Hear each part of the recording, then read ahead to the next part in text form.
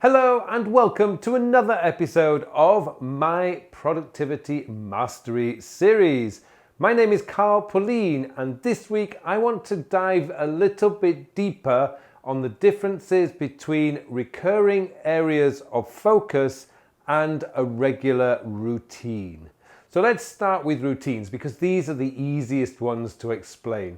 Now essentially a routine is a recurring task that doesn't move your life, your goals, your objectives further forward. So simple things like doing the groceries, washing the car, cleaning the house, doing those kind of things. These are just regular routines. So those are your personal routines.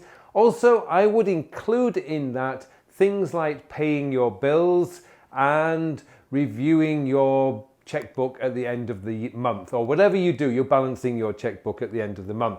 Those kind of things are routines. Now, work routines would be things like completing your expenses sheet. It might be updating your Salesforce database. It might be updating other admin things that you regularly have to update to do your work. Now, these things do not get you promoted. These things are just your daily routinal activities that you need to do. So that's kind of routines. Basically, little things that just you need those reminders for, but they don't improve your life in any way. But you do need to do them because they maintain your life. Next up is those recurring areas of focus. Now, what is an area of focus? Well, an area of focus is something that is truly important to you. Now, these are usually based around 8 things relating to your family and relationships, your career and business, your finances, your health and fitness, your spirituality, your personal development, your life experiences and lifestyle, and your life's purpose. That's 8 things. Now, we all share these, we all have these in common. The only difference is what each of those mean to you and in which order of priority they are. So usually when you're a bit younger, your education, your personal development is important. Your career and business is often important. As you get a little bit older, health and fitness starts moving up that list. So do your finances because you're becoming much more aware of your impending retirement. So things change all the time within those areas of focus. But these are the things that are truly important to you. For instance, taking care of your health and fitness. If you don't take care of your health and fitness today, you are going to pay for that tomorrow when you start getting sick and you have all these amazing things you want to do, but you cannot do because you are just unfit and unhealthy.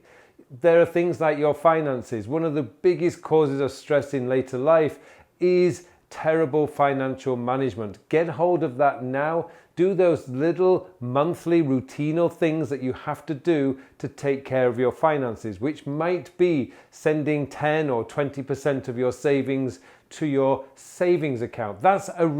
You could argue that that is a routine, but it is actually part of your financial area of focus. Other things that will come into your areas of focus are your goals, because there's certain things in order to achieve your goals, you have to take action on a consistent basis. So that would drop into those recurring areas of focus. When it comes to your business and career, because there are routines that come from your work, but your work may have things like, what are your ultimate goals within your career? Do you want to stay with the company you're at the moment? Are you wanting to get fast-tracked to a higher position? Is one of your goals to become a C-suite level person, like the CFO, CCO, CEO, whatever all these C's are? C-suite, basically. Do you want to get to that position? If so, what are the things that you need to be doing today that's going to give you the experience and the qualifications to be even considered for that position? That's a recurring area of focus. You know, your own personal development, that is something that is actually important throughout our lives. Your education, your school and your university is only the foundations of your educational life. What happens when you finish university or finish high school is you then go into what I describe as practical education. Every job you do, from your first part-time job to your full-time career later in life, is a learning process. You're learning all the time. You're getting better. You're mastering your profession, whatever that profession is. So your education never really stops. But if you just rely on your work experience as your personal development, you are going to have very, very big gaps. So we need that personal development time, that recurring time, to fill in those gaps. Things like time management, of course, negotiation skills, and all those kind of things that we have to develop. Leadership skills are another thing that you want to be researching and reading about if one of your goals ultimately is to get to the C-suite. So there's always something that we are doing to develop those things that are truly important to us. And simple things like calling your parents and calling your siblings. You know, we often forget to do this, and we're not actually aware of how much time is passing between speaking to our family. So if you have a recurring task every single week that allows you to actually say, reminds you to call your sister or to call your brother or call your parents, you know, those little things, it shouldn't be embarrassing. It just means that you're taking it out of this unreliable place, the brain, because it doesn't remind you of the things you need to do when you need to do them, and externalizes it and gets it into your task manager. So hopefully that's kind of explained the fundamental differences between recurring areas of focus and routines. Remember, routines do not improve your life. Routines are not really associated with the things that are truly important to you, those 8 areas of focus. Those things are important to you. We're all the same. We all have those same 8 things that are important to us. The difference, of course, is how we define what that means and the action steps that we decide to take in order to improve that and to get better and to master those areas of focus. And of course, areas of focus are those long-term goals that you need to stay focused on. You know, I'll give you a classic example. My wife and I have a plan to eventually be able to afford to buy some land and build a house that we design ourselves. Now, we can't afford that today. I mean, this is a long way in the future, but there are things that we can do today that will keep us motivated and keep us focused on that long-term goal, such as looking for inspiration for the house that we want to build, looking for an area where we would like to buy some land, and also, of course, saving the money every single month. That's a long-term plan, and all those things are in my recurring areas of focus. They're not routines, but they are things that I need to do on a month-to-month basis. So hopefully that clarifies that for those of you who've not quite clear on the difference between a routine and a recurring areas of focus, particularly if you're using the time sector system.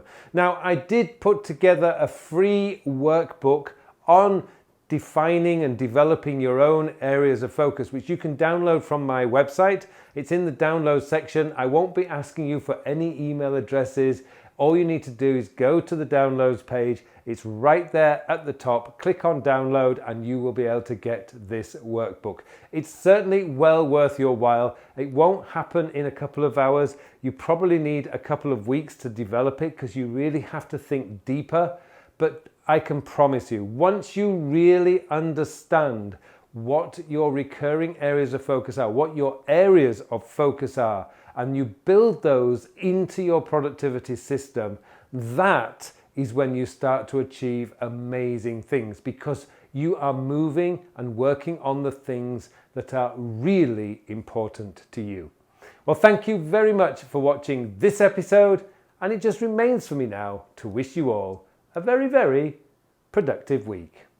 Well, thank you very much for watching this video. Now, I would just like to say, if you are ready to decide what you want out of your life the next 10, 20, 30 years, and you want to be able to take that and build it into your daily life, then I have a course that's going to help you do exactly that. The Time and Life Mastery 2021 edition will take you through the process of deciding what you want for your life, and then it will show you how to build that into your daily life using the time sector system. So I hope you join this course. It's an amazing course and I know you will not be disappointed, and I would really like to see you there.